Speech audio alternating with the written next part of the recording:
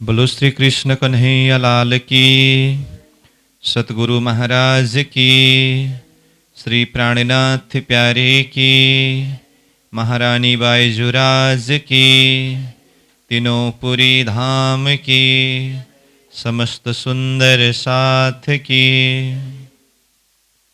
आनंद कंदम प्रभुदेव चंद्रम ब्रजेश रूपेण पुरापि जातं प्रवेश्य प्राप्तं प्रियप्राणनाथं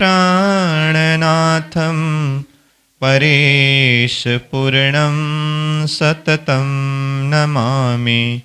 ब्रह्म प्रिया जागरणाय जातः सर्वस्वपाता भवसिन्धुत्राता विज्ञानदाता निजधर्मधाता दिनैकबन्धो शरणं प्रपद्ये दिनैकबन्धो शरणं प्रपद्ये। बोलो श्री प्राणनाथ प्यारे की। प्रणाम। उपस्थित सद्धर्म प्राण सुंदर साहस जी, साधक एवं साधिकाएं, प्रशिक्षण शिविर सत्र का आज हम 26वां दिवस के पावन बैठक में उपस्थित हुए हैं। आप सभी को सर्वप्रथम सप्रेम प्रणाम करते हुए, स्वागत करते हुए अब आज का विषय वस्तु हम आगे बढ़ाने जा रहे हैं। तो हमारा विषय वस्तु चल रहा है सृष्टि की उत्पत्ति के पूर्व दिव्य परमधाम और परमधाम में परमात्मा स्वरूप अक्षरातीत श्री कृष्ण जी अथवा श्रीराज जी, और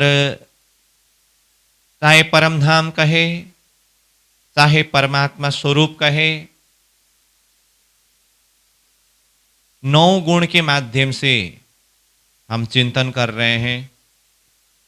और वो 9 गुण के अंदर भी नवीनीकरण किस तरह से है, तो इस विषय में भी हमने चर्चा किया। कहने का मतलब, सत के अंदर भी चिद, आनंद, अनंत, अद्वैत, साकार, प्रेम, जीवन सुंदर किस तरह से है। चिद के अंदर सत, आनंद, अनंत, अद्वैत, साकार, प्रेम, जीवन सुंदर किस तरह से है। ये नवीनीकरण प्रक्रिया, हर एक गुण के अंदर हर गुण परिपूर्ण, और ये सारा गुण परमधाम के अंदर किस तरह से ओतप्रोत है, इस विषय के ऊपर चर्चा किया। और इन्हीं गुणों के विस्तार प्रसंग में चिदघन स्वयं श्रीराज जी, आनंद का स्वरूप श्यामा जी, और श्यामा जी के अंदर भी वो सच्चिदानंद है। तो श्यामा जी के आनंद 12,000 आत्माएं, इस तरह से परमधाम में श्रीराज जी, श्यामा जी और 12,000 आत्मा समूह हुआ। और यहाँ से भी आगे विस्तार है, परंतु मुख्य रूप में अभी हम इतना चर्चा कर रहे हैं। और अक्षरातीत श्रीराज जी के सत का अंश अक्षर ब्रह्म, तो सत का अंश तो है, परंतु अक्षरातीत के सत एक सागर जैसे है, तो अक्षर में सत का कितने अंश है, एक बूंद जैसा। तो जिसके लिए कहा अक्षरातीत के सत के अनेकों कला में एक कला अक्षर ब्रह्म है। जैसे उदाहरण में सागर में एक बूंद की तरह। तो इस तरह अक्षरातीत और अक्षर के विषय में हम बातें कर रहे थे। और अक्षर ब्रह्म को भी नाम, धाम, स्वरूप, लीला के प्रसंग से अगर चिंतन करें, तो नाम में अक्षर ब्रह्म, धाम में अक्षरधाम, स्वरूप में अक्षर ब्रह्म को कौन सा स्वरूप कहा, बाल स्वरूप कहा। अक्षरातीत किशोर स्वरूप है, तो अक्षर ब्रह्म बाल स्वरूप है, परंतु लीला भेद के हिसाब से स्वरूप में देखे तो एक जैसा स्वरूप है। इसलिए प्राणनाथ जी ने क्या कहा, स्वरूप एक है, लीला 2 है। लीला अक्षरातीत किशोर लीला करते हैं, इसीलिए वो किशोर स्वरूप। अक्षर ब्रह्म बाल लीला करते हैं, इसीलिए वो बाल स्वरूप। और बाल लीला मतलब अनंत ब्रह्मांड बनाना और मिटाना, ये उनकी स्वतः प्रकृति की लीला है। तो स्वरूप के संदर्भ में अक्षर को बाल स्वरूप कहा, और लीला के विषय में अक्षर की जो बाल लीला है, तो अक्षर की बाल लीला के अंदर जो अनंत ब्रह्मांड की बातें हुई, यही अनंत ब्रह्मांड बनाने मिटाने की प्रक्रिया से ही आगे ये वर्तमान जगत यानी कि सृष्टि किस तरह से विस्तार हुआ, ये अक्षर डिपार्ट के द्वारा सृष्टि विस्तार का प्रसंग आगे हम चर्चा करेंगे ही। तो अब ये सारे प्रसंग अब तक हमने चर्चा किया। तो अब अभी का हमारा विषय है, जैसे मैं शुरुआत से ही बोल रहा हूं, नाम, धाम, स्वरूप और लीला प्रसंग में नाम के ऊपर चर्चा हुई, स्वरूप में किशोर स्वरूप कहा, और धाम और स्वरूप यानी कि परमात्मा दोनों में सच्चिदानंद गुण का ओतप्रोत किस तरह से है, ये भी चर्चा हुई। अब आज हम चर्चा करेंगे वो धाम। अब तक हमने धाम करके परम धाम शब्द प्रयोग किया, और वो परम धाम में श्रीराज जी, श्यामा जी, 12,000 आत्मा करके ये भी वर्णन किया। और परम धाम के अंदर जैसे सारा ये सच्चिदानंद का विस्तार प्रसंग में श्रीराज जी के हृदय से लेकर के बालों के कर्ण तक पूरा सच्चिदानंद जो 9 गुण है ओतप्रोत, ये सारा वर्णन भी किया। अब साथ में हमें ये परमधाम के अंदर की लीला जो महाकारण लीला है, इसको भी जानना है। इसको क्यों जानना है? कि हम बातें कर रहे हैं सृष्टि की उत्पत्ति से भी पूर्व करके। तो सृष्टि संबंधी बात में कार्य कारण महाकारण की बात भी आई है।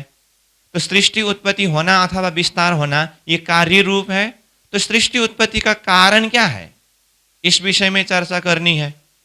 तो ये कारण पढ़ करके सृष्टि उत्पत्ति हुई है, तो ये कारण पढ़ने से भी पहले क्या लीला होती थी, वो महाकारण लीला के संदर्भ में चर्चा करनी है। तो उसके लिए मैं बोल रहा हूं परमधाम की लीला, अष्टप्रहर की लीला।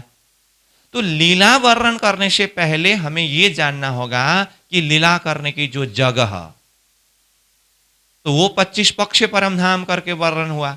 इसीलिए पहले हमें वो 25 पक्ष परमधाम के विषय में सारांश रूप में जानकारी होना चाहिए। हालांकि 25 पक्ष परमधाम का वर्णन प्रसंग ये चर्चनी का विषय है, परंतु मैंने शुरुआत में ही श्री कृष्ण प्रणामी धर्म का 4 सिलेबस, इस विषय में बातें करते समय, एक प्रकार से देखते समय ये चारों विषय मतलब बैराट, वृत्ति यानी कि चर्चनी, बीतक और वाणी अपने आप में स्वतंत्र है सब, परंतु एक आपस में पूरक है। तो बैराट प्रसंग में भी चर्चनी परमधाम का वर्णन प्रसंग जुड़ ही जाता है, और बीतक की प्रसंग भी जुड़ जाता है, और चर्चनी के प्रसंग में भी अब विराट का प्रसंग भी थोड़ा कुछ तो वो लक्ष्य कहाँ का वर्णन उसके लिए तो आ ही जाता है। तो इसी प्रसंग में हमारा मुख्य विषय विराट प्रसंग के ऊपर आगे बढ़ना है। परंतु सृष्टि उत्पत्ति से पूर्व क्या था, ये चीज के ऊपर हम चर्चा कर रहे हैं। तो महाकारण लीला प्रसंग में वो परमधाम की लीला वर्णन करनी है, और उसके लिए पहले प्लेस यानी कि धाम का वर्णन करना है। तो इसीलिए सारांश रूप में हम परमधाम का वर्णन करेंगे कि 25 पक्ष कहने से कौन कौन से पक्ष है, कहाँ कहाँ क्या क्या पड़ता है, कम से कम थोड़ा कुछ एक परमधाम का नमूना हो। और इसका डिटेल वर्णन तो मैं बार बार बोल रहा हूँ, ये चर्चनी का विषय है, तो होते हुए भी ये परमधाम का एक झलक वर्णन समझना, चिंतन करना अति आवश्यक है। तो उस हिसाब से हम विषय वस्तु का आगे बढ़ा रहे हैं। और वैसे ये नक्शा जो आपके सामने में उपस्थित है, देखने से ही मालूम पड़ रहा है ये परमधाम है, ठीक है। तो अब ये परमधाम पूरा नक्शा देखा, अब पहली बार अगर नक्शा देख रहे हैं तो ये कहाँ कहाँ क्या क्या होगा, ये सारी चीज़ अभी टेंशन लेने की ज़रूरत नहीं है। ऑलरेडी पहले जिन्होंने चर्चनी को अध्ययन कर चुके हैं, आपको तो नक्शा देखते ही मालूम पड़ जाएगा। हाँ, परंतु मैं बोल रहा हूँ अगर पहली बार ये विषय वस्तु में प्रवेश कर रहे हैं, और जैसे यहाँ पर देख रहे हैं जो नक्शा ये पहली बार देख रहे हैं, तो ये अभी दिमाग में ये सब चीज़ देख करके इसमें उलझना नहीं। इसीलिए हम ज़्यादातः ये जो फाइनल नक्शा जो है ना एक ही बार प्रस्तुत नहीं करते हैं।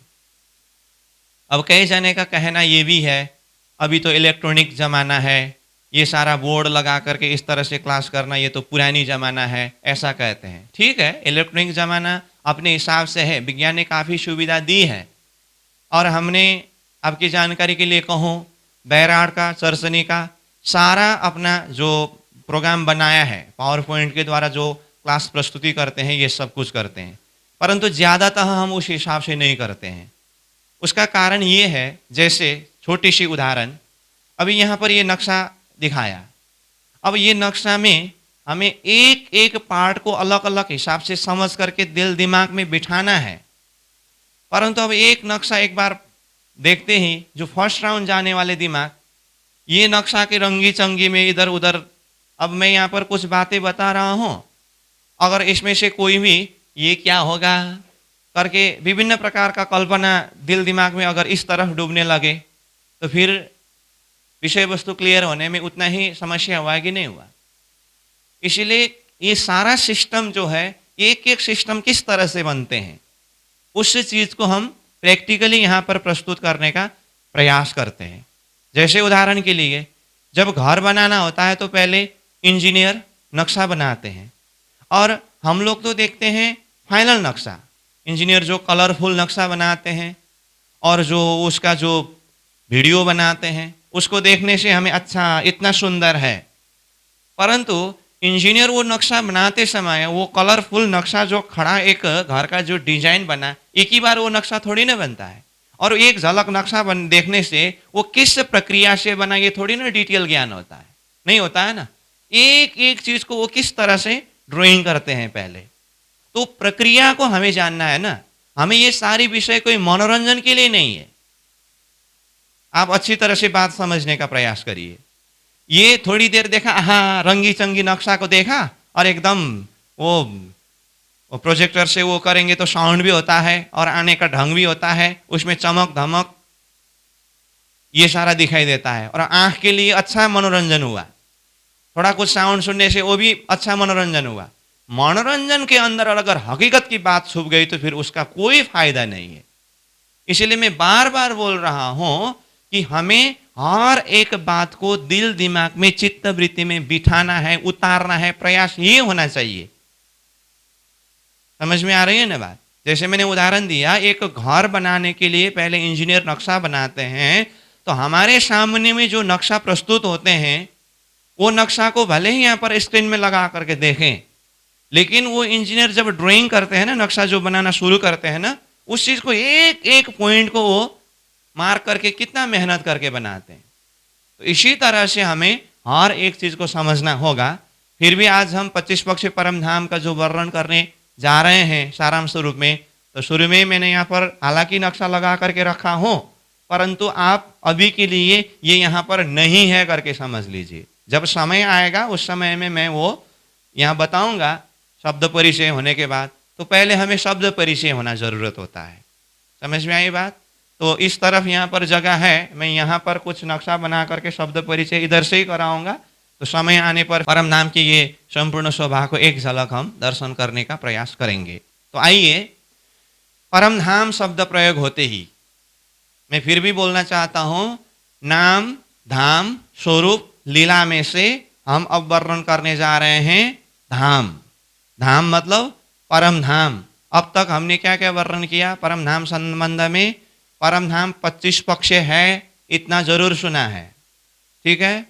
और वो परम धाम के अंदर सच्चिदानंद गुण पूरी तरह से ओतप्रोत, ये प्रसंग भी हमने चर्चा किया। और ये परम धाम कब की बात है, कहाँ की बात है, इस विषय में भी हमने चर्चा किया कि जब ये सृष्टि की उत्पत्ति ही नहीं हुई थी, जिस समय में सिर्फ परमात्मा स्वरूप थे, तो परमात्मा स्वरूप जिस धाम में विराजते हैं वो धाम ही क्या है, परम धाम है। तो अब हमें जानना होगा कि वो परम धाम कैसा है, जिसको 25 पक्ष करके कहा है।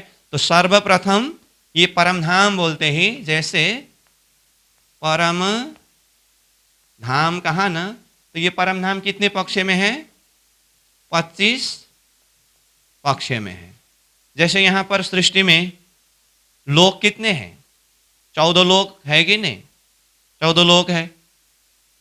और जब स्वर्गलोक का वर्णन आता है तो मध्य में इंद्रपुरी और सब तरफ से घेर करके अन्य 8 पुरी करके वर्णन आता है।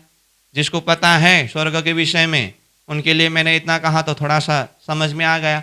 अगर ये कुछ भी पता नहीं है तो चिंता करने की कोई जरूरत नहीं है, ये आगे आने वाला विषय है। 25 पक्ष परम धाम कहते समय मैंने ये 25 पक्ष कैसे, तो यहाँ 14 लोक ब्रह्मांड करके वर्णन करते हैं। स्वर्गलोक में इंद्र की पुरी सहित चारों तरफ से अब 8 पुरी का वर्णन आता है। सतलोक में ब्रह्मा विष्णु महेश की 3 पुरी का वर्णन आता है। ऐसे परम धाम शब्द आया जब तो 25 पक्ष है। अब ये सारा डिटेल वर्णन मैं बार बार बोल रहा हूं, ये चर्चनी का विषय है। अब वो 25 पक्ष शब्द आते ही यहाँ पर संख्या आया, तो फिर अभी तक हमने क्या सुना है? परमात्मा का धाम, परमात्मा स्वरूप, वो तो शब्दातीत है, संख्यातीत है, ऐसा वर्णन किया है। फिर 25 पक्ष परम धाम करके उसको शब्द में ला करके वर्णन किया है। इसका आशय क्या है? ये तो बाद में जा करके परम धाम के अंदर ही प्रवेश करने का जो विषय है, विशेष चर्चनी विषय, और उसमें परिक्रमा सागर श्रृंगार ग्रंथ के द्वारा जब अंदर प्रवेश करने का समय होता है, बहुत विस्तृत इसकी भूमिका और चर्चा उस समय में किया जाता है। फिर भी मैं जरा सा अभी के लिए, जैसे ये 25 पक्ष शब्द आया और कुछ शब्द संख्या से वर्णन करनी होती है यहाँ, तो एक चौपाई के आधार पर मैं विषय वस्तु को प्रस्तुत करता हूँ। महामती प्राज्ञ जी स्वयं कहते हैं, अर्श मता अपार है, दिल में ना आवे बिना शुमार, ताथे लेओ बीच हिसाब के, जो रूह करे विचार। ये महामती प्राज्ञ जी की वाणी की चौपाई है। इसका आशय क्या है, इसका अर्थ क्या है? अर्श मता, अर्श यानी कि परम धाम, परम धाम की जो मता है, संपत्ति है, खजाना है, वहां की जो वैभव है, अपार है। अपार मतलब जिसको हम पार ही नहीं पा सकते हैं, जिसको शब्द में संख्या में वर्णन कर ही नहीं सकते हैं, वास्तव में वो है। अर्श मता अपार है। परंतु आगे कहते हैं, दिल में न आवे बिना शुमार। शुमार शब्द का अर्थ है यहां हिसाब। उसको हिसाब में ला करके वर्णन किए बिना, शब्द में ला करके वर्णन किए बिना, अपार अपार कहने से, बेशुमार बेशुमार कहने से आत्माओं के हृदय में कुछ आने वाला नहीं है। दिल में ना आवे बिना शुमार, ताथे, इसीलिए लेऊं बीच हिसाब के, मैं हिसाब के बीच में ला करके वर्णन करने जा रहा हूं। प्राज्ञ जी कहते हैं बेशुमार है वो अपने आप में, तो स्वयं श्री राज्य के हुक्म के माध्यम से, परमात्मा के हुक्म के माध्यम से आत्माओं के हृदय में वो परम धाम का झलक बिठाने के लिए और उसके प्रति प्रेम, उसके प्रति भाव को प्रकट कराने के लिए मैं वो बेशुमार परम धाम को भी शुमार यानी कि हिसाब में ला करके वर्णन करने जा रहा हूं। और वो हिसाब में लाना मेरी बुद्धि की बस की बात नहीं है। किसके द्वारा संभव है? ये स्वयं श्री राज्य के हुक्म के द्वारा ही संभव है। इस तरह से कहते हैं। और आगे क्या कहा? ये बेशुमार को शुमार में क्यों वर्णन कर रहे हैं? जो रूह करे विचार, जिसमें कि परम धाम की आत्मा इसके ऊपर विचार करे, चिंतन करे, तो इसीलिए वो शब्दातीत संख्यातीत परम धाम को भी शब्द में संख्या में ला करके वर्णन किया है। तो इस भाव को भी हमें समझना होगा। फिर भी मैं कहता हूं इस भाव के लिए विस्तृत चर्चा आगे हम चर्चनी प्रसंग में ही कर सकते हैं। अभी तो सारांश रूप में वैराट प्रसंग को आगे खींचने के लिए जितना जरूरत है, मैं बिल्कुल सार रूप में ये प्रसंग को प्रस्तुत कर रहा हूं। तो सबसे पहले हमने धाम शब्द में कहा परम धाम, और वो परम धाम भी 25 पक्ष में है। ठीक है। तो सबसे पहले अब हमें क्या जानना होगा कि 25 पक्ष क्या है। अलग अलग पक्ष 25 है, तो वो अलग अलग पक्ष का नाम हमें जानना होगा। तो जो बहुतों को तो पता है ही, है ना, बहुतों को मतलब सभी को पता है। फिर भी अगर किसी को पता न हो तो भी चिंता की बात नहीं है, हम बिल्कुल प्रक्रियावत जा रहे हैं। अब ये आपको पता होते हुए भी कथा प्रवचन में इधर उधर सुनना, और ये सिस्टमेटिक, ये क्लास के हिसाब से आगे बढ़ करके हर चीज को दिल दिमाग के बिठाते जाना, इसमें कुछ अंतर जरूर होता है। मुझे वो सिस्टम से जाना है, इसीलिए मैं बोल रहा हूं परम धाम का वर्णन करते हुए अब सबसे पहला पॉइंट हमें ये जानना जरूरत होता है, 25 पक्ष परम धाम करके कहा तो 25 पक्ष का नाम क्या है।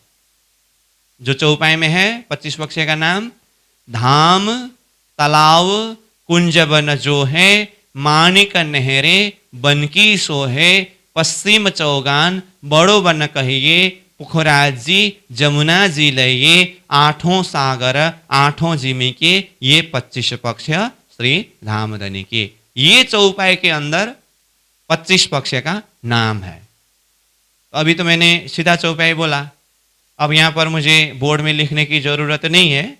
अगर आप चाहे तो मैं इसी को धीरे से बताता हूं, आप नोट कर सकते हैं। धाम, तालाब, कुंजवन जो है, ये चौपाई है। धाम, तालाब, कुंजवन जो है, माणिक नहरे बनकी सो है। जो नोट कर रहे हैं उनके लिए भी लिखने का टाइम मिले, मैं इसीलिए धीरे से बोल रहा हूं। क्या हुआ अभी तक? धाम, तालाब, कुंजवन जो है, माणिक नहरे बनकी सो है। आगे, पश्चिम चौगान बड़ो बन कहिए, पुखराज जी जमुना जी लइए, आठों सागर आठ जिमी के, ये 25 पक्ष धाम धनी के। तो ये हुआ चौपाई।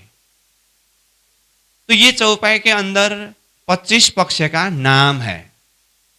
ये चौपाई के अंदर क्या है? 25 पक्ष का नाम है।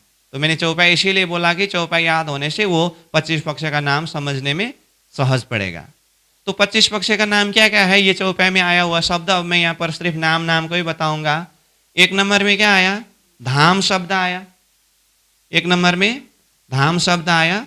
तो धाम इज इक्वल टू रंग महल, रंग महल। अभी जो मैंने बताया ये चौपाई में, अब एक एक शब्द के द्वारा वो 25 पक्ष के नाम के हिसाब से अगर देखें तो धाम इज इक्वल टू रंग महल, ये एक हुआ। ठीक। अब दूसरे नंबर में तालाब शब्द आया है चौपाई में, तो उसका पूरा नाम है हौज कौसर तालाब। क्या कहा? हौज कौसर तालाब। अभी नाम से ही जानेंगे हम। अब मैंने जैसे धाम कहा, रंग महल। अब रंग महल कैसा होगा? स्टेप आगे मत बढ़ाइएगा। परम धाम में 25 पक्ष है, उसमें से एक पक्ष का नाम धाम रंग महल है। बस शब्द परिचय। इसी को बाद में हम लोकेशन फिर नक्शा के सहारे देखेंगे। अभी मैं पहले शब्द परिचय की बात बता रहा हूं। तो 25 पक्ष में से पहला नंबर में क्या आया? धाम। दूसरा नंबर में तालाब, मतलब हौज कौसर तालाब। तीसरा नंबर में क्या है? कुंजवन। तो यहाँ चौपाई में कुंजवन आया, लेकिन इसका पूरा नाम कुंज निकुंजवन के नाम से आते हैं। कुंज निकुंजवन, कुंज निकुंजवन। ठीक। और चौथा नंबर में क्या है? माणिक। चौपाई में जो माणिक शब्द आया है उसका पूरा नाम है माणिक पहाड़। पहाड़, माणिक पहाड़। और पांचवें नंबर में क्या आया है? नेहरे बनकी सोहे करके आया। माणिका नेहरे बनकी सोहे आया ना, तो ये नेहरे बनकी शब्दों को बनकी नेहर शब्द है खास 25 पक्ष के नाम में से। ये जो पांचवा नंबर है बनकी नहर, बनकी नहर। और छठी नंबर में क्या है? पश्चिम चौगान। तो पश्चिम चौगान ही है, पश्चिम चौगान। और 7 नंबर में क्या है? बड़ोवन, बड़ोवन। वैसे अभी मैं आपको जानकारी के लिए बता के रहूँ तो ये बड़वन शब्द आते हैं तो प्राय परम नाम में वनों के प्रसंग में और वन जुड़ करके बड़ोवन, मधुवन, महावन करके ये तीनों वन का वर्णन साथ में होता है। तो यहाँ पर जो बड़ोवन शब्द आया। और 8वां नंबर में क्या है? पुखराजी। उ ख रा जी। इसका पूरा नाम पुखराज जी है, लेकिन ये चौपाई में पुखराज जी आया है तो पुखराज जी मतलब पुखराज जी। और 9 नंबर में है जमुना जी। जमुना जी। आपको कंफ्यूज ना हो इसलिए मैं यहाँ पुखराज जी में पूरे नाम लिख देता हूँ। पुख राज जी। हाँ ठीक। और 9वां नंबर जमुना जी। तो यहाँ तक कितना हुआ? 9 हुआ। अब आगे कहा 8 सागर 8 जिमी के ये 25 पक्ष धामधनी के करके कहा। तो अब 8 सागर तो 9 के बाद एक साथ में 8 सागर है और 8 जिमी है। ठीक। अब 8 सागर इसका भी नाम है। इसको भी प्राणनाथ जी ने क्या कहा 8 सागर के नाम में? नूर नीर क्षीर दधी सागर घृत मधु एक कठोर रस सर्वरस सागर बिना मोमिन न पावे कोई और। इस तरह से एक चौपाई में 8 सागर का नाम बताया है। क्या क्या है 8 सागर? नूर सागर, नीर सागर, क्षीर सागर, दधी सागर, घृत सागर, मधु सागर, रस सागर और सर्वरस सागर। ये हुआ 8 सागर। और 8 जिमी। तो 8 सागर और 8 जिमी ये लोकेशन कहाँ है इसको बाद में हम देखेंगे, अभी खाली नाम के विषय में बात कर रहे हैं। ठीक है। तो इस तरह से ये 9 हुआ और 8 सागर 8 जिमी 8 8 16 हुआ। 16 और ये 9 कुल मिलाकर के कितना हुआ? 25। तो ये है 25 पक्ष। जैसे मैंने 8 सागर का नाम बताया, अब 8 जिमी जो है 8 जिमी के संदर्भ में अब कहीं कहीं नाम साहित्यकारों ने लिखा हुआ भी मिलते हैं, परंतु वाणी वितक में कहीं पर भी 8 जिमी का नाम खुलस्त नहीं है। तो इसीलिए ये 8 जिमी अब बाद में वर्णन करते समय वो किस हिसाब से है उस हिसाब से देखेंगे। तो ये समग्र में ये 9 8 8 25 ये 25 पक्ष का नाम हुआ। तो सर्वप्रथम हमें ये जानना होगा, और बहुतों को तो याद है ही, अगर याद न भी हो तो ये याद करना पड़ेगा। हाँ, बाकी अपने स्वाध्याय के समय में चिंतन के समय में पहले शब्दावली याद होना पड़ेगा। शब्दावली का ही अगर जानकारी न हो, ज्ञान न हो, याद न हो तो फिर विषय वस्तु चिंतन करने में बहुत ही मुश्किल पड़ेगा। इसलिए ये याद होना चाहिए, अथवा जिसको नहीं है तो वो याद करेंगे, हम आशा करते हैं। ठीक है। तो ये 25 पक्ष हुआ ये नाम। मैं फिर भी बोल रहा हूँ, हाँ अभी खाली मैं शब्द परिचय की बात बता रहा हूँ, तो ये समझ गए। ठीक। अब इसको हम किस तरह से बिल्कुल सार रूप में समझ सके उसके लिए मैं और 1-2 पॉइंट नोट करा देता हूं। उसके बाद ही हम एक साथ में पूरा 25 पक्ष अथवा परम नाम के अंदर जो कुछ भी है एक झलक में हम समझ सकेंगे। अगर मैं अभी बताऊं तो थोड़ा सा बता ही देता हूं, क्योंकि ये परम नाम का नक्शा है और ये 25 पक्ष का नाम हुआ। अभी मैं आपको बता दूं तो धाम कहने से रंग महल, ये परम नाम के बीच में यहाँ पर रंग महल है। और तालाब कहने से ये तालाब है।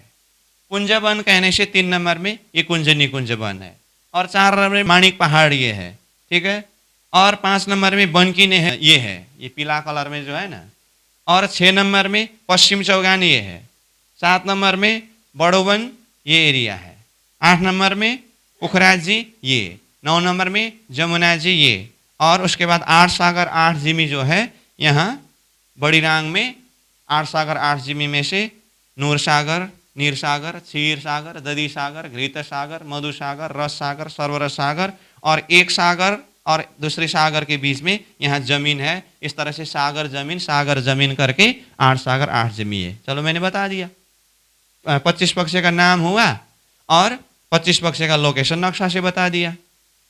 परंतु जो फर्स्ट राउंड जा रहे हैं, इतना कहने से वो सारा दिमाग में बिठाना मुश्किल पड़ेगा। कभी इधर दिखाया, कभी उधर दिखाया, ये सारा जिगजैग हो जाता है।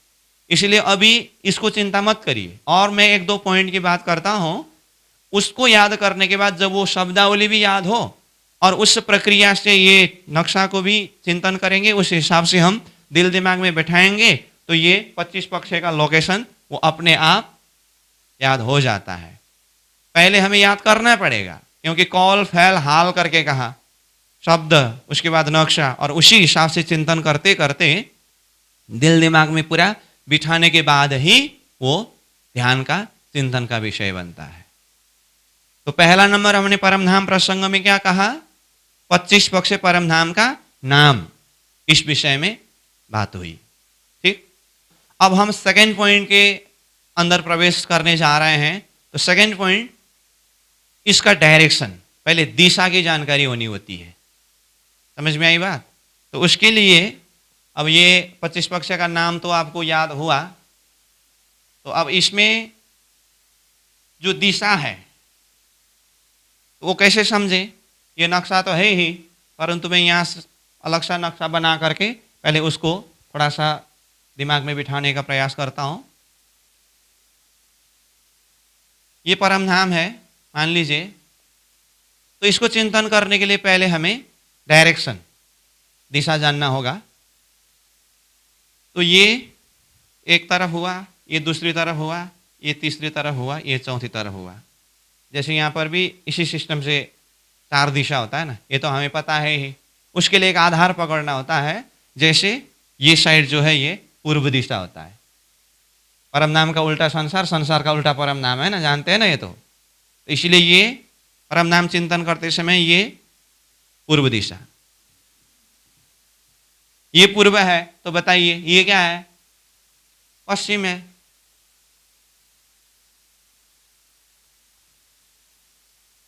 ठीक, अब ये पूर्व है, ये पश्चिम है, तो ये क्या है? ये दिशा उत्तर है, और ये दक्षिण है। बस ये हुआ 4 दिशा। अब साथ में 4 कोण की बात आती है। 4 दिशा और 4 कोण, उसको एक शब्द में कहे तो 8 दिशा कहते हैं। अब कोण क्या है? जैसे ये पूर्व दिशा और दक्षिण दिशा के बीच में एक कोण है, दक्षिण दिशा और पश्चिम दिशा के बीच में दूसरा कोण है, पश्चिम दिशा और उत्तर दिशा के बीच में तीसरा कोण है, उत्तर दिशा और पूर्व दिशा के बीच में चौथा कोण है। तो ये 4 कोण हुआ।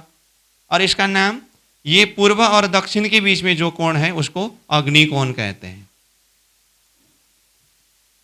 अग्निकोण, आग्नेय कोण भी कहते हैं। ठीक है, कोण भी लिख देता हूं यहां। अब दक्षिण और पश्चिम के बीच में नैऋत्य कोण, मैं नैऋत्य ही लिख रहा हूं, ये नैऋत्य कोण है। और पश्चिम और उत्तर के बीच में यहां वायव्य कोण,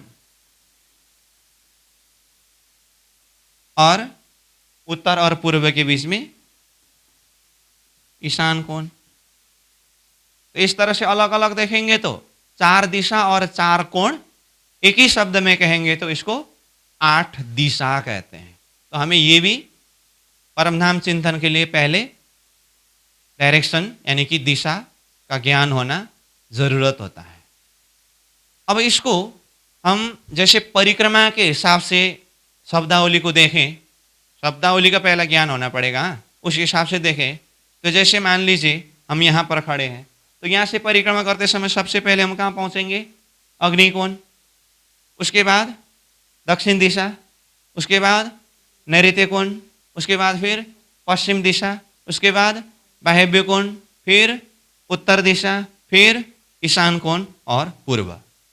बस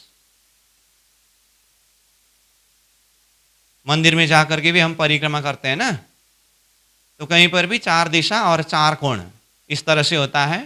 तो परिक्रमा के हिसाब से देखें तो जैसे पूर्व में खड़े हो और यहाँ से अपनी यात्रा को आगे बढ़ाना हो तो अग्नि कोण, दक्षिण दिशा, नैऋत्य कोण, पश्चिम दिशा, वायव्य कोण, उत्तर दिशा, ईशान कोण, पूर्व दिशा। ये 8 दिशा में परिक्रमा का सिस्टम होता है। समझ में आई बात? तो ये डायरेक्शन जो कॉन्सेप्ट है इसको भी पूरी तरह से दिल दिमाग में बिठाना पड़ेगा परम नाम को चिंतन करने के लिए। क्यों? क्योंकि बाद में जा करके रंग महल का दक्षिण दिशा में माणिक पहाड़ है।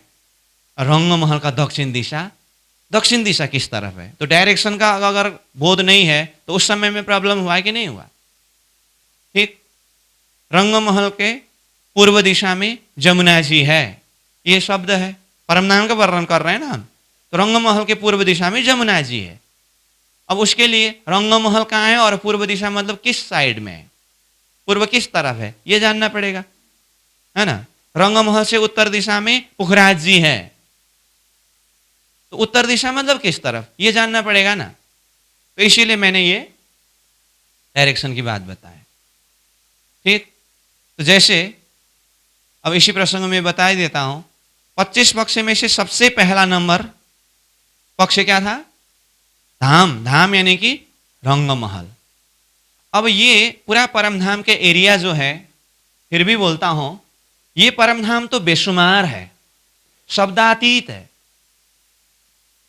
फिर भी महामती प्राणनाथ जी ने हम आत्माओं के हृदय में वो परमधाम की झलक को उतारने के लिए, बिठाने के लिए वो बेशुमार परमधाम को शुमार में ला करके वर्णन किया। तो 25 पक्ष करके वर्णन किया, तो एक आकार तो देना पड़ेगा ना। हाँ, तो उस हिसाब से देखते समय अगर ये पूरा परमधाम हो तो परमधाम का ये पूरा लंबाई चौड़ाई है ना, दक्षिणी किनार से उत्तर किनार अथवा उत्तर किनार से दक्षिण किनार तक अथवा पूर्व से पश्चिम किनार, ये है पूरा लंबाई चौड़ाई। इसको 50 करोड़ योजन करके एक क्षेत्रफल, एक नाप के हिसाब से वर्णन किया है। क्या कहा मैंने? 50 करोड़ योजन। इस तरह से एक शब्द के द्वारा, संख्या के द्वारा वर्णन किया। तो पूरा एरिया दक्षिणी किनार से उत्तरी किनार तक, पूर्वी किनार से पश्चिम किनार तक, ये पूरा पूर्व पश्चिम 50 करोड़ योजन। योजन मतलब एक नाप का नाम है। नाप का अलग अलग शब्द होता है, तो योजन मतलब नाप। तो ये 50 करोड़ योजन हो तो यहां पर सेंटर पॉइंट आया कि नहीं आया? ये मध्य केंद्र बिंदु भाग है। तो यहां से चारों तरफ जाएं तो चारों तरफ ये केंद्र बिंदु पॉइंट है, मध्य भाग। यहां से पूर्व तरफ कितना है? 25 करोड़ योजन, और पश्चिम तरफ 25 करोड़ योजन, तो 50 करोड़ पूरा हुआ। और ये सेंटर से दक्षिण तरफ 25 करोड़, उत्तर तरफ 25 करोड़, तो कितना हुआ? 50 करोड़ हुआ। तो मैंने इस सेंटर भाग को अथवा केंद्र बिंदु मध्य भाग को क्यों लिया? ये मध्य भाग, अब इसका किस किसने कितना कितना एरिया लिया है वो डिटेल वर्णन अभी हो नहीं पाएगा, खाली मैं लोकेशन को बताने का प्रयास कर रहा हूं। ठीक है। हाँ, तो देखें तो ये मध्य भाग जो है ना, ये मध्य भाग में कुछ एरिया को लेकर के यहां पर रंग महल यानी कि धाम का लोकेशन ये है। 25 पक्ष में से पहला नंबर पक्ष क्या है? धाम। धाम मतलब रंग महल। तो अभी तक मैंने जितना बताया इस हिसाब से भी अगर देखें तो रंग महल कहने से अब दिल दिमाग में क्या आना चाहिए? पूरा परमधाम जितनी सर्कल, जितनी एरिया में है 50 करोड़ योजन विस्तार, उसमें भी चलो छोड़ दीजिए, आपको हिसाब अभी ऐसा ना लगे तो जो भी हो, फिर भी एक आइडिया के लिए मैंने 50 करोड़ करके कहा। उसका बिल्कुल ही सेंटर पॉइंट में, मध्य भाग में, केंद्र बिंदु स्थान में रंग महल है। तो पहले रंग महल का लोकेशन जानना होगा, समझना होगा। समझ में आ रही है बात? अब वो रंग महल को एक केंद्र बिंदु, एक मध्य भाग मानने के बाद अन्य जो 24 पक्ष है सहित और भी बहुत सारे चीज आते हैं। 25 पक्ष करके तो मुख्य मुख्य स्थान का नाम लिया है, और भी बहुत सारे निशानी परमधाम के अंदर है। इन सारे निशानियों के विषय में हमें जानकारी होनी होती है। तो उसके लिए अब बिल्कुल ही सहजता से समझने के लिए हमें वो परम धाम का मध्य भाग में रंगमहल का वर्णन दिया है, और ये रंगमहल को चारों तरफ से घेर करके, जिसको परिक्रमा कहते हैं, घेरना मतलब परिक्रमा होता है ना उसको, तो ये रंगमहल को चारों तरफ से परिक्रमा करके ये पूरा परमधाम के एरिया के अंदर पूरा वर्णन करते समय 7 परिक्रमा का वर्णन आता है। किसको परिक्रमा किया? रंगमहल को परिक्रमा किया हुआ 7 परिक्रमा का वर्णन आता है। तो जब हम वो 7 परिक्रमा को समझेंगे तो उसके अंदर ही सारा 25 पक्ष परमधाम के अंदर जो कुछ भी निशानी है और जहां कहीं भी उसका लोकेशन है, हम अच्छी तरह से समझ सकेंगे। बात समझ में आ रही है ना? तो हमने क्या कहा, पहले डायरेक्शन की जरूरत है, तो डायरेक्शन दिशा के विषय में बात हुई। तो उसके बाद ये पूरा परमधाम एरिया बेशुमार होते हुए भी शब्द मिला करके वर्णन करते समय 50 करोड़ करके वर्णन किया। उसका मध्य भाग ये रंगमहल है। अगर मैं इसी चीज को ये नक्शा से अगर बताऊं तो इसमें ये कौन सी दिशा हुआ? पूर्व दिशा। और ये मैं परिक्रमा के हिसाब से बताऊंगा सीधा, ये अग्निकोण, ये नक्शा के साथ में मिला के देखिए, अग्निकोण है ना। अब ये दक्षिण, या दक्षिण है ना, दक्षिण दिशा। और ये नैऋत्य कोण, ये पश्चिम दिशा, ये वायव्य कोण, ये उत्तर दिशा, ये ईशान कोण, और ये पूर्व दिशा। अब जिस तरह से यहाँ सेंटर में खड़े होकर के चारों दिशा की बात बताए, इसी तरह से देखेंगे तो ये मध्य भाग, यहाँ जो आपको नक्शा में राजश्यामा जी का जो एक स्वरूप दिखाई दे रहा है ना, तो ये एरिया है रंगमहल, जो मैंने नक्शा में यहाँ पर मध्य में बनाया हूँ, ये रंगमहल। अब ये रंगमहल को चारों तरफ 7 परिक्रमा का वर्णन है, ठीक है। तो उससे पहले चारों तरफ जैसे शब्द प्रयोग किया, तो यहाँ रंगमहल में हुआ, तो इस तरफ ये कौन सी दिशा है? ये पूर्व, ये दक्षिण, ये पश्चिम, ये उत्तर। तो अब कहाँ कहाँ क्या क्या है उसको जानने के लिए पहले हम ये रंगमहल को सब तरफ से परिक्रमा किया हो, जो 7 परिक्रमा की बात हुई ना, उसको पहले हम शब्दावली का जानकारी लेंगे। पहले शब्द परिचय होना पड़ेगा, उसके बाद फिर हम ये नक्शा के सहारे उसका लोकेशन जानने का प्रयास करेंगे। मैं बार बार बोल रहा हूं, सबसे पहले शब्द परिचय होना पड़ेगा, उसके बाद वो नक्शा में लोकेशन को जानना होगा, उसके बाद फिर आगे चिंतन करना होता है, दिल दिमाग में बिठाना होता है। अब मैं 3rd पॉइंट में जा रहा हूं, तीसरी पॉइंट में। पहला नंबर क्या कहा? 25 पक्ष परम धाम का नाम। दूसरे नंबर में क्या कहा? डायरेक्शन, 8 दिशा। अब तीसरे नंबर में बता रहा हूं, ये 25 पक्ष के मध्य केंद्र बिंदु स्थान में रंगमहल है, ठीक। अब उसके भी थोड़ा सा अगर जानकारी देना हो तो रंगमहल जमीन से 1 भौम भर ऊंचा चबूतरा उठ करके उसके ऊपर 9 भौम दशमी चांदनी युक्त है। ये सारी भाषा चर्चनी की भाषा है। 1 भौम का चबूतरा, अब चबूतरा शब्द क्या है, कितने एरिया लिया है, इसका डिटेल वर्णन वृत्ति यानी कि चर्चनी वर्णन करते हैं। मैं खाली यहां पर आपको 25 पक्ष का लोकेशन इतना बताने का प्रयास कर रहा हूं, ताकि कम से कम थोड़ा कुछ आइडिया तो मिले। और जो पहले चर्चनी अध्ययन कर चुके हैं, आपको तो पूरी तरह से जानकारी है ही, उसमें कोई प्रॉब्लम नहीं है। जिसको पूरी तरह से पता नहीं है, भविष्य में चर्चनी अध्ययन के समय में ये विस्तृत पूर्वक जानकारी होगी। तो फिर आइए, पूरा 25 पक्ष के मध्य भाग में ये रंगमहल है, जो बोर्ड में बनाया हुआ नक्शा से देखेंगे तो, और ये नक्शा से देखेंगे तो ये राजश्यामा जी की जो स्वरूप जहां पर दिखाई दे रहा है, ये रंगमहल एरिया है, ठीक। और यहाँ पर आप ये कल्पना मत करना, मैं पहले ही बोल रहा हूं, मैं यहाँ से जितना प्रस्तुत करूंगा उतना ही शब्द को पकड़िए, फिर यहाँ अपने दिमाग से लगा करके, अच्छा रंगमहल में पूरा राजश्यामा जी भर करके बैठते हैं, मतलब राजश्यामा जी बैठने की जगह जो है वो रंगमहल, ठीक है। लेकिन ये नक्शा को ही देखेंगे तो पूरा रंगमहल एरिया में तो राजश्यामा जी का सिंहासन और शोर भी दिखाई देता है, वो तो बहुत विशाल एरिया है। तो रंगमहल कितने भौम में है? 9 भौम दशमी चांदनी है। ये तो सबको ही जानते हैं, ये तो बिल्कुल ही साधारण सी बात है ना। और वो 9 भौम दशमी चांदनी की अपनी अपनी विशेषताएं हैं, प्रत्येक भौम की अपनी अपनी विशेषता है ना। जैसे रंगमहल, रंगमहल के प्रथम भोम की विशेषता क्या है? रसोई का चौक और मूल मिलावा। अगर याद नहीं है तो भी अभी जो बता रहा हूं अच्छा करके कुछ दिल दिमाग में बिठा करके रखिए, नोट करते जाइए, और जिसको याद है वो तो है ही। प्रथम भोम की विशेषता रसोई का चौक और मूल मिलावा। दूसरी भोम भूल भुलौनी। तीसरी भोम की विशेषता है पड़साल। ये सारी बात जरूरत होती है। हाँ, जब हम लीला प्रसंग वर्णन करेंगे ना, ये तीसरी भोम पड़साल तो सबसे चर्चित विषय है। तो रंगमहल को जैसे यहाँ से साधारण हिसाब से समझना हो तो आप 10 मंजिल वाला एक घर का परिकल्पना करिए। जिन्होंने चर्च ने अध्ययन किया ही नहीं तो कुछ ना कुछ तो नमूना समझना पड़ेगा ना, और जिसने अध्ययन किया है वो तो आइडिया है ही। तीसरी भोम की विशेषता क्या बताया? पड़साल। चौथी भोम निरतशाला। पांचवी भोम शयन कक्ष। ये शब्दावली भी याद करके रखिए। अष्टप्रहर लीला की जब वर्णन प्रसंग आएगी अब, तो ये सारे प्रसंग उसमें जुड़ जाता है। तो पांचवी भोम शयन कक्ष कहा। छठी भोम सुखपाल और तख्तरवा। सुखपाल तख्तरवा मतलब वो परम नाम में विहार करने के लिए, बाहर सैर के लिए जाते समय वो सवारी का साधन है। सातवीं भोम दो ताली हिंडोला।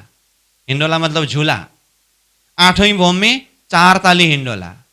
नौवीं भोम दूरदर्शिका, मतलब नौवीं भोम के किनारे में बैठे बैठे दूर, मतलब दूर दूर तक देख सकते हैं। और दशमी चांदनी। तो इस तरह से 9 भोम 10वीं चांदनी युक्त रंगमहल 25 पक्ष परम धाम का सबसे मध्य केंद्र बिंदु स्थान पर विद्यमान है। तो मैं बोल रहा था ये रंगमहल को चारों तरफ से घेर करके कितनी परिक्रमा है? 7 परिक्रमा है। तो अब हम पहले ये 7 परिक्रमा का नाम इसको समझेंगे, उसके बाद फिर वो सारे परिक्रमा कहाँ कहाँ है वो नक्शा के द्वारा लोकेशन देखेंगे, जो मैं शब्द नोट बोर्ड में नहीं कराऊंगा, लेकिन धीरे से मैं बताता हूं, आप नोट कर सकते हैं। लेकिन उसका पहला सिस्टम देखिए।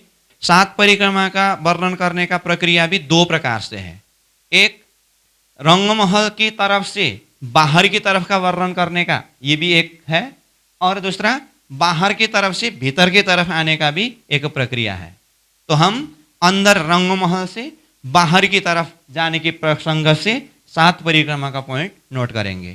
ठीक है, तो अब आपको नोट करना है, जिन जिन को है नोट करिए, और याद होने पर भी उसमें होना चाहिए। और नोट करिए, मेरा कहने का अर्थ ये नहीं कि ये सारी शब्दावली खाली वो नोटबुक में हो, ऐसा नहीं। बाद में भी अपने को याद करने के लिए, चिंतन करने के लिए वो एक सहायक बने, बस वो एक हेल्पलाइन के लिए है। बाकी ये सारी बातें खाता के नोट से, किताब के शब्द से आपको कुछ होने वाला नहीं है। अपने दिमाग में, अपने दिल में ये सारी चीज होना चाहिए। ठीक, मैं बता रहा हूं रंगमहल की 7 परिक्रमा। परिक्रमा किसका किया है? रंगमहल। पूरा 25 पक्ष परम धाम में रंगमहल राजधानी रूप है, मध्य केंद्र बिंदु में है, इसलिए इसको परिक्रमा किया हुआ 7 परिक्रमा है। तो 7 परिक्रमा में मैं नोट करने का प्रक्रिया बताता हूं, फिर शब्दावली बताता हूं। शुरू में रंगमहल की 7 परिक्रमा हेडलाइन।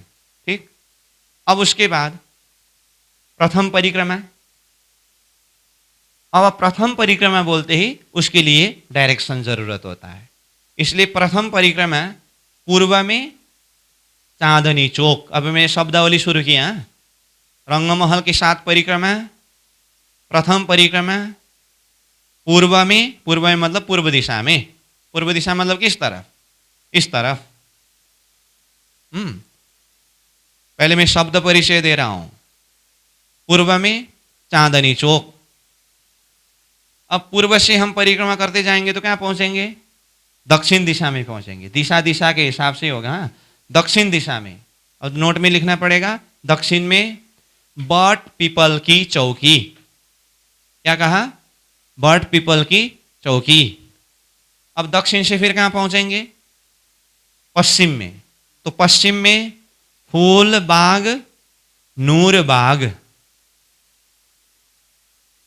ठीक है, अब उसके बाद फिर उत्तर दिशा में पहुंचेंगे। तो उत्तर में लाल चबूतरा, खड़ोकली ताड़वन। ठीक, फिर पूर्व में आएंगे तो चांदनी चौक में आ गया जो पहले नोट हुआ है। तो ये है पहला परिक्रमा। फिर मैं बोल रहा हूं, हाँ, पहले परिक्रमा क्या क्या हुआ समग्र में? पूर्व में चांदनी चौक, दक्षिण में बट पीपल की चौकी, पश्चिम में फूलबाग नूरबाग, उत्तर में लाल चबूतरा खड़ोकली ताड़वन, फिर पूर्व में तो चांदनी चौक। इस तरह से एक परिक्रमा हुआ, पहला परिक्रमा। अब हम चलते हैं दूसरी परिक्रमा में। दूसरी परिक्रमा मतलब अब पहला परिक्रमा से थोड़ा बाहर होता है, शब्द परिचय की बात कर रहे हैं हम पहले। तो दूसरी परिक्रमा अब शुरू करें। पूर्व में 7 घाट, 7 घाट का नाम तो पता है ही, न भी हो एक बार मैं बोल देता हूं। केल, लिबोई, अनार, अमृत, जाम्बू, नारंगी, बट, इस तरह से 7 घाट का नाम आता है। ठीक है, तो दूसरी परिक्रमा पूर्व में क्या कहा? 7 घाट, जमुना जी, अक्षरधाम।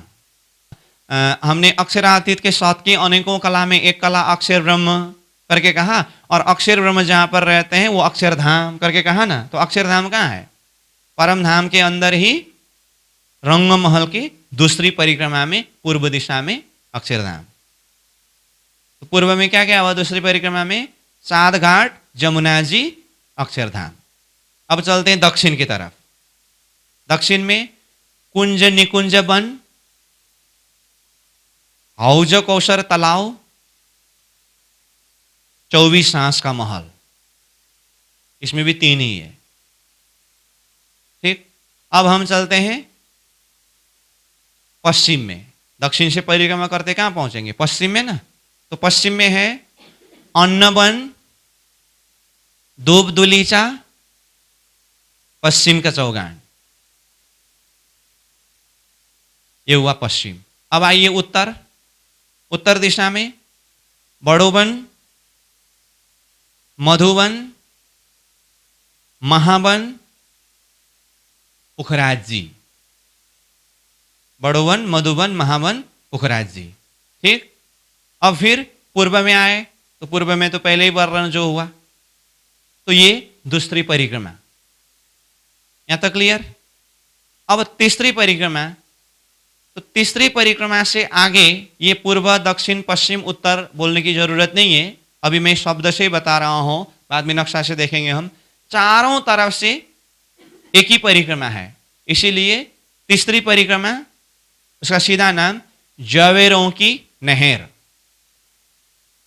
पहला परिक्रमा और दूसरी परिक्रमा में अलग अलग होने से उसको पूर्व दक्षिण पश्चिम उत्तर डायरेक्शन अलग करना पड़ा। अब तीसरी परिक्रमा से आगे सब तरफ एक ही परिक्रमा है, इसीलिए तीसरी परिक्रमा में क्या कहा? जवेरों की नहर। चौथी परिक्रमा माणिक पहाड़ का हद। माणिक पहाड़ रंगमहल के दक्षिण दिशा में आते हैं और उसका हद करके अन्य जगह में वन का वर्णन है। और आपकी जानकारी के लिए कहूं, जवेरों की नहर से बाहर निकलने के बाद अथवा बाहर बड़ीरांग शब्द आता है, ये बीच में परमधाम 32 पहल में है। तो 32 पहल में से माणिक पहाड़ रंगमहल के दक्षिण दिशा में एक पहल में है, अन्य 31 पहल में बड़ोवन, मधुवन, महावन करके 3 वन का वर्णन आता है। तो वो वन भी माणिक पहाड़ के ही हद में होने से चौथी परिक्रमा को माणिक पहाड़ का हद शब्द प्रयोग किया है। यहां तक क्लियर? अब हम चलते हैं 5वीं परिक्रमा में।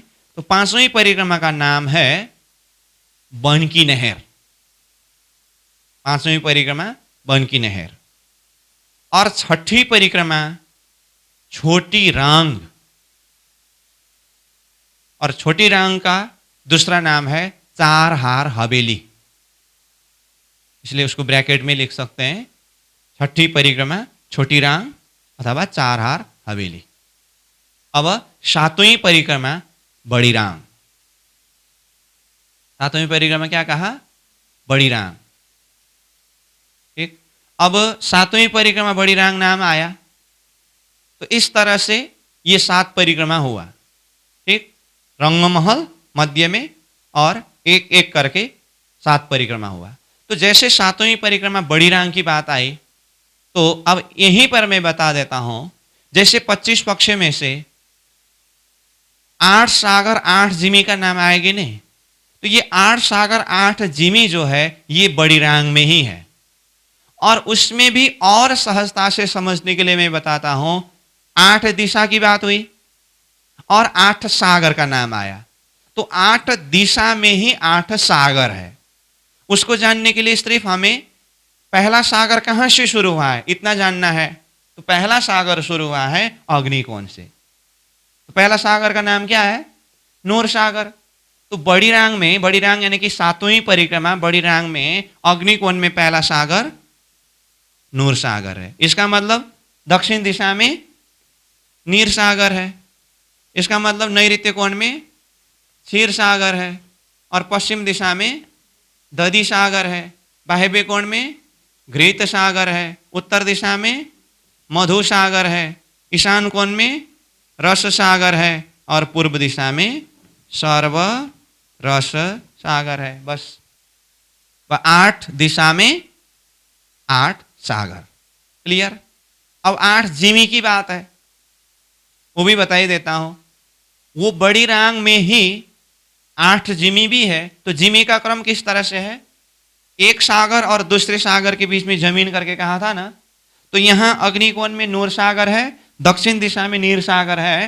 तो नूर सागर और नीर सागर के बीच में यहां पर एक जमीन है और नीर सागर और क्षीर सागर के बीच में जमीन। फिर ये क्षीर सागर दधि सागर के बीच में जमीन, दधि सागर घृत सागर के बीच में जमीन, घृत सागर मधु सागर के बीच में जमीन, मधु सागर रस सागर के बीच में जमीन, रस सागर सर्वरस सागर के बीच में जमीन, सर्वरस सागर नूर सागर के बीच में जमीन।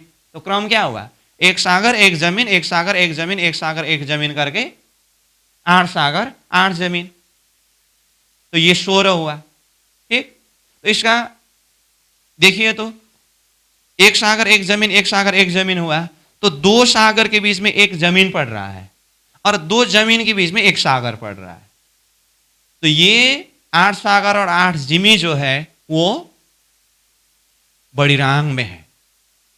और सागर का प्रसंग इतना हुआ, तो और एक बात भी बता देता हूं कि इन 8 सागरों के अलग अलग रंग है।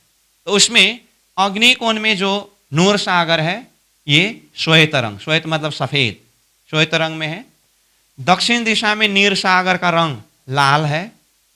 नैऋत्य कोण में क्षीर सागर का रंग पीला है। पश्चिम दिशा में दधि सागर का रंग हरित है। वायव्य कोण में घृत सागर का रंग आसमानी है। उत्तर दिशा में मधु सागर का रंग श्याम रंग है। ईशान कोण में रस सागर का रंग 10 रंग है और पूर्व दिशा में सर्वरस सागर का रंग अनंत रंग है। ये 8 सागर है बड़ी रांग की। ठीक है? अब सागर ग्रंथ में फिर 8 सागर का वर्णन है। पानी में देखें तो उसमें जो 8 सागर का वर्णन है वो मूल मिलावा के अंदर की बात है। तो ये तो गहरी बात है, तो इस तरफ जाएंगे तो फिर और विषय वस्तु गहन होता जाएगा। अभी हम खाली 25 पक्षे का नाम, लोकेशन, एक झलक 25 पक्षे को किस तरह से दिल दिमाग में बिठाएं उस हिसाब से बातें कर रहे हैं। तो समझ में आई बात? अब सार बात। रंगमहल 25 पक्षे के मध्य भाग में है, जो 9 भौम दशमी आकाशी है और उसके प्रत्येक भौम की विशेषता भी हमने नाम के हिसाब से बताया। और इसका 7 परिक्रमा है।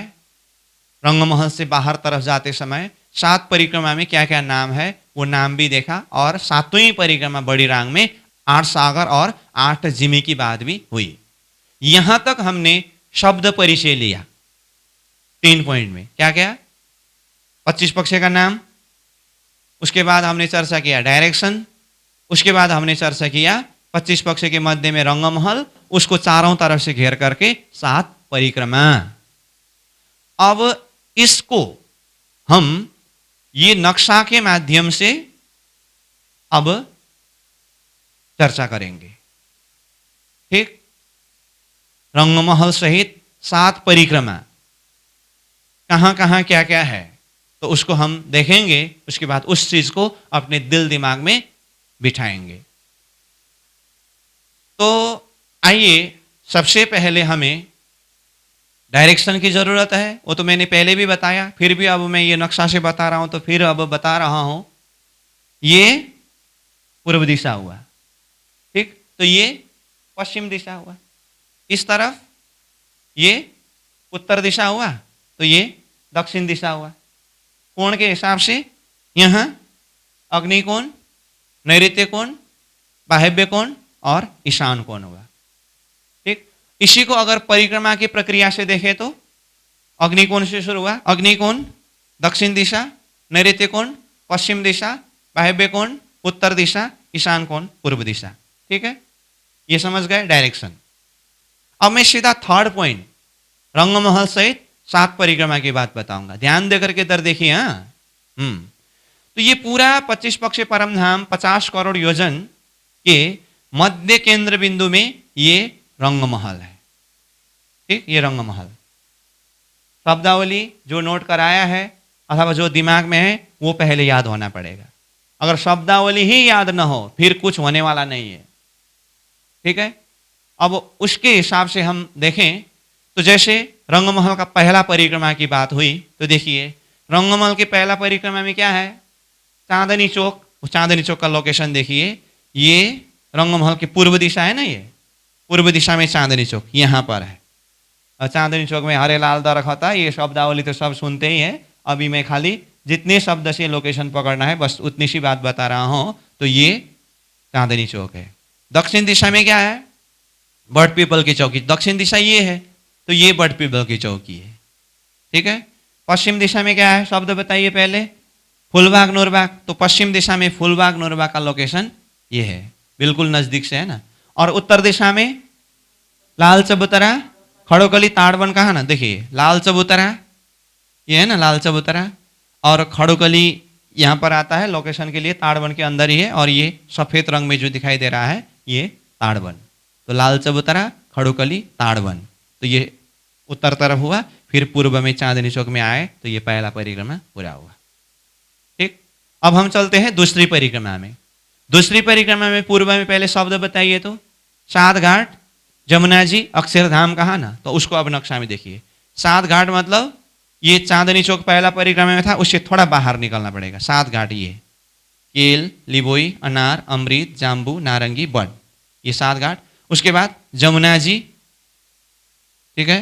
उसके बाद ये अक्षरधाम पूर्व में।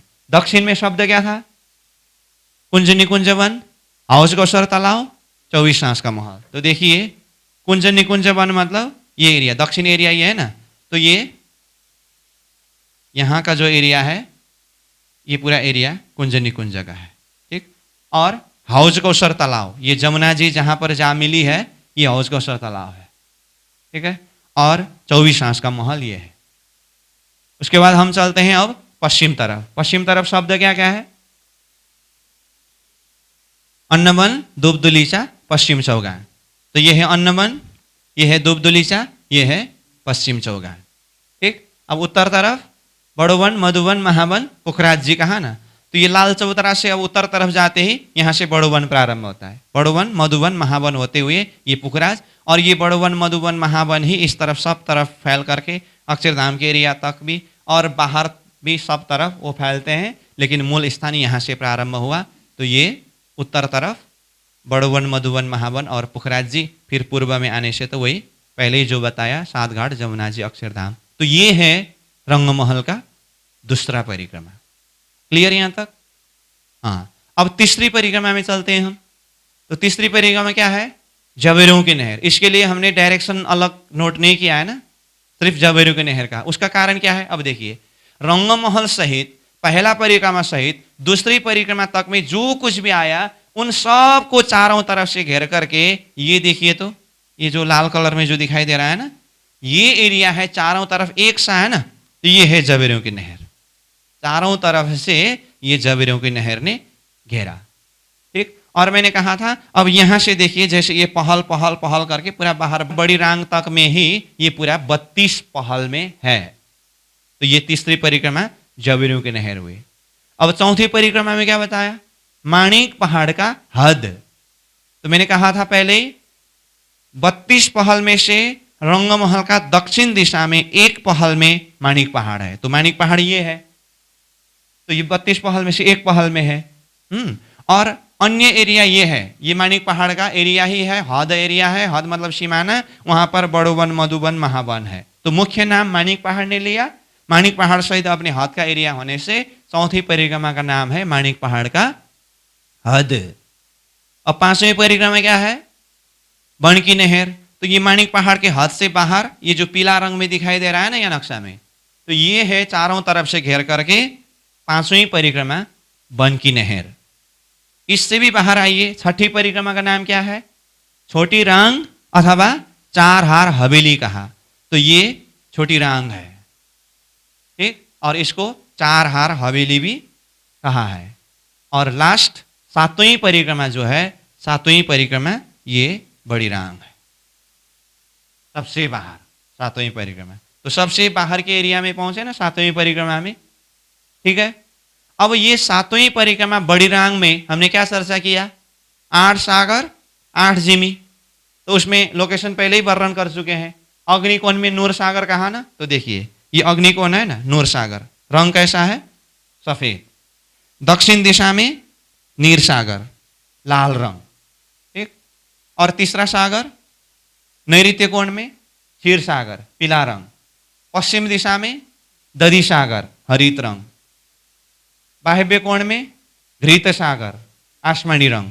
उत्तर दिशा में मधु सागर, श्याम रंग। ईशान कोण में रस सागर, 10 रंग। पूर्व दिशा में सर्वरस सागर, अनंत रंग। 8 सागर हुआ। और 8 जिमी, यहां देखिए तो ये सागर है नूर सागर, ये सागर है नीर सागर। तो नूर सागर और नीर सागर के बीच में यहां देखिए ये जमीन है। और जमीन में रंग देखे तो नूर सागर का आधा रंग सफेद, नीर सागर का आधा रंग लाल, ये बीच के जमीन में है। जमीन का भी रंग में देखेंगे तो इसी तरह से जमीन जमीन जमीन करके एक सागर एक जमीन करके 8 सागर 8 जिमी बड़ी रांग में है। तो इस तरह से रंगमहल सहित पूरा 7 परिक्रमा इसके अंदर हम दर्शन कर सकते हैं। समझ में आई बात? अब ये रंगमहल सहित 7 परिक्रमा के अंदर जितने भी नाम और जितने भी यहाँ पर लोकेशन आया, ये दिल दिमाग में अच्छी तरह से बैठने के बाद मैंने जो फर्स्ट 25 पक्ष का नाम जो बताया था ना, वो अपने आप याद हो जाएगा। अब देखिए, वैसे पहले भी बताया हूं फिर भी बता रहा हूं, 25 पक्ष देखेंगे तो धाम। अब मैं पूरा डायरेक्शन सहित शब्द से बताऊंगा, समझ में आ जाएगा। तालाब मतलब रंगमहल की दक्षिण दिशा में हौजगसर तालाब। देखिए तो मैंने दक्षिण दिशा कहा ना, ये समझ में आ गया। धाम तालाब। कुंजवन, दक्षिण दिशा में ही ये कुंज निकुंज वन है। माणिक पहाड़ दक्षिण दिशा में ही है। पश्चिम चौगान रंगमहल से पश्चिम दिशा में है। बड़ोवन रंगमहल के उत्तर दिशा में है। पुखराज जी रंगमहल के उत्तर दिशा में है। जमुना जी रंगमहल के पूर्व दिशा में है, ठीक। 8 सागर 8 जिमी बड़ी रांग में सब तरफ है। तो इस तरह से 25 पक्ष परम नाम का नाम और लोकेशन, इसको चिंतन करने के लिए पहले तो डायरेक्शन, और पूरा परम नाम के मध्य स्थान में रंगमहल, उसको चारों तरफ से घेर करके 7 परिक्रमा, इसके अंदर जितने भी शब्दावली आए हैं इसके हिसाब से हम वो शब्दावली को दिल दिमाग में बिठाएं और ये नक्शा के सहारे दिल दिमाग में बिठाएं, तो 25 पक्ष परम नाम का समग्र यानी कि एक झलक में परम नाम के अंदर क्या कुछ है, इस तरह से हम दर्शन कर सकते हैं। समझ में आई बात? तो नाम धाम स्वरूप लीला प्रसंग में धाम परम धाम कहने से ये सारी एरिया है। तो इसको इस तरह से हम चिंतन करें धाम संदर्भ में। अब उस धाम में यानी कि वो परम धाम में त्रिराज जी महाराज, श्यामा जी महारानी, हम 12,000 आत्माएं, अब उसके बाद फिर खूब खुशहालियां, पशु पंखी, पेड़ पौधे, ये सारा जो विस्तार तो अपनी जगह में है ही। हाँ, और अक्षरधाम में अक्षर ब्रह्म, और अक्षर ब्रह्म कौन है ये विषय भी चर्चा हुई। अब आने वाले बैठक में हम चर्चा करेंगे ऐसे परमधाम के अंदर 25 पक्ष के अंदर हम आत्माएं क्या करते थे, इक्वल टू लीला। समझ में आ रहे हैं ना? धाम नाम स्वरूप लीला में। अब चौथा लीला शब्द के ऊपर हम चर्चा करेंगे, जिसमें अष्टप्रहर की लीला करके कहा है। ये सारी बात हम सृष्टि उत्पत्ति के पूर्व महाकारण ना ईश्वर ना मूल प्रकृति ता दिन की कहूँ आपा बीती, इस विषय में बातें कर रहे हैं। ठीक है, तो आज का प्रसंग में विशेष करके हमने ये धाम यानी कि 25 पक्ष परम धाम का सारांश वर्णन लोकेशन को जानने समझने का प्रयास किया। आज के लिए यहीं पर विश्राम। पूर्णमदः पूर्णमिदं पूर्णात् पूर्णमुदच्यते पूर्णस्य पूर्णमादाय पूर्णमेवावशिष्यते। प्रणाम।